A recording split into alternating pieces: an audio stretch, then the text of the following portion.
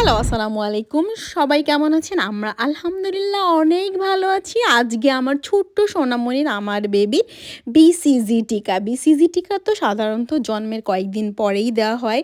তো আজকে যেহেতু আমার বেবির বিসিজি টিকা ছিল, আমি একটু ভয়ে ছিলাম যে আমার এত লিটিল ছোট বেবি কি হবে? কান্না করবে কিনা? এইটা ওইটা অনেক কিছু মনের ভিতরে ঘুরপাক খাচ্ছিল। বাট না, টিকা দেওয়ার সময় একেবারে আমার বেবি খুবই কোয়াইট ছিল এবং খুবই আস্তে জাস্ট লিটল বিট একটু ক্রাই করেছিল এবং ওরা বলে দিয়েছিল বেবির টিকার জায়গায় একটু পাকতে পারে, বাট ডেফিনেটলি একটা স্পট পড়বে।